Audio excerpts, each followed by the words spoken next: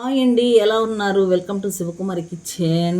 ఈరోజు వీడియోలో పచ్చి కొబ్బరితోటి వెల్లుల్లి కారం చేసుకుందామండి. చాలా చాలా టేస్ట్గా ఉంటుంది. వారం రోజుల పాటు నిల్వ ఉంటుందండి.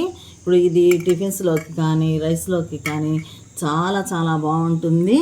ఇప్పుడు ఈ కొబ్బరి కారం ఎలా తయారు చేసుకోవాలో చూద్దాము.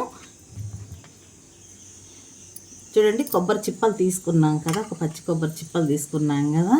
ఇప్పుడు ఈ చిప్ప నుంచి కొబ్బరిని వేరు చేసుకొని ముక్కలు కట్ చేసుకోవాలి.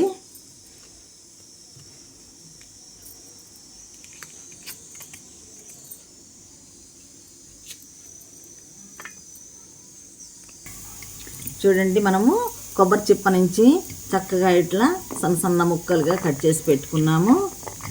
చూడండి, ఇప్పుడు ఈ సన్న ముక్కల్ని మిక్సీ జార్లో వేసి చక్కగా మెత్తగా మనము గ్రైండ్ చేసుకోవాలి. వీటిని నేను మిక్సీలో వేసుకున్న పచ్చి కొబ్బరి ముక్కల్ని కొంచెం ఇట్లా రఫ్గా కాస్త బరకగా వేసాను. చూడండి, ఇలా ఉంది, బరకగా ఉన్నది. చూడండి, ఇలా వేసుకోవాలి. ఇప్పుడు కొన్ని వెల్లుల్లిపాయలని పొట్టు తీసి పెట్టుకున్నాను. ఇవి కూడా కొంచెం మిక్సీలో వేసుకోవాలి. మిక్సీ పట్టుకుందాం. ఇప్పుడు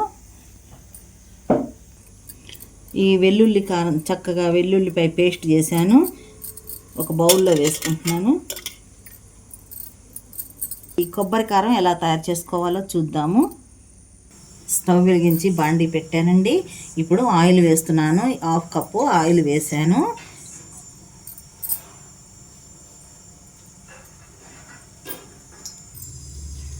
చూడండి, ఆయిల్ హీట్ అయిపోయింది. పోపు గింజలు వేసాను,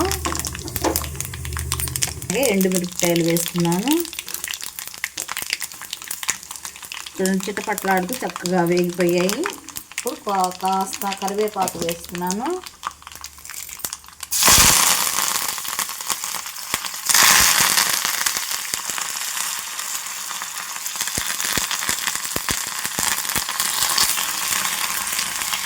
కరివేపాకు కూడా చక్కగా ఫ్రై అయిపోతుంది.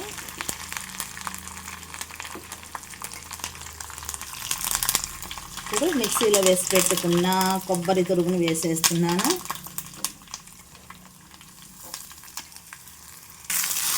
ఈ మనము పచ్చి కొబ్బరిని వేసుకున్నాం కదా, ఇది చక్కగా కలిసిపోయేలాగా అటు ఇటు ఇప్పుడు స్టవ్ని హైలో పెట్టుకుని చక్కగా దీన్ని ఫ్రై చేసుకోవాలి.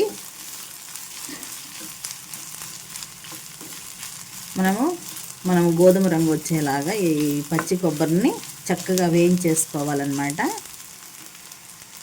ఇప్పుడు కాస్త పసుపు వేసుకుందాము.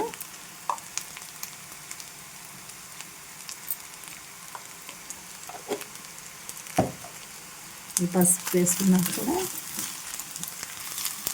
వేసుకున్నాక చక్కగా ఇదంతా కలిసేలాగా తిప్పుకుంటూ మనము ఈ కొబ్బరిని ఫ్రై చేసుకోవాలి. చూడండి, పచ్చి కొబ్బరిని చక్కగా ఫ్రై చేసుకున్నాను. చూడండి, ఇలా ఫ్రై చేసుకోవాలన్నమాట. ఇప్పుడు నేను మిక్సీ పట్టి ముద్ద చేశాను కదా, వెల్లుల్లి మొత్తం కూడా ఈ ముద్దలో చక్కగా మనం తగినంత ఉప్పు, తగినంత కారము వేసి చక్కగా ఇలా కలిపేసుకోవాలి. ఇలా కలుపుకున్న తర్వాత మనం ఈ ఫ్రై చేసుకున్న పచ్చి కొబ్బరిలో ఇలా వేసేసుకోవాలి. ఇలా వేసుకొని చక్కగా 1 నిమిషం ఫ్రై చేసుకోవాలి. దీన్ని కూడా వెల్లుల్లి కారాన్ని కూడా చక్కగా ఫ్రై చేసుకోవాలి.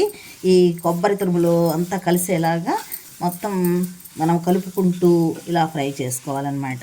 చూడండి, గుమగుమలాడుతూ చక్కగా కొబ్బరి కారం రెడీ అయిపోయింది.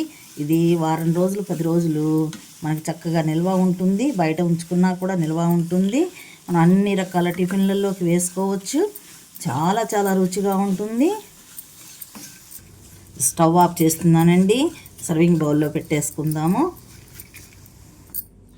చూడండి, ఎంతో రుచికరమైన కొబ్బరి కారం రెడీ అయిపోయింది.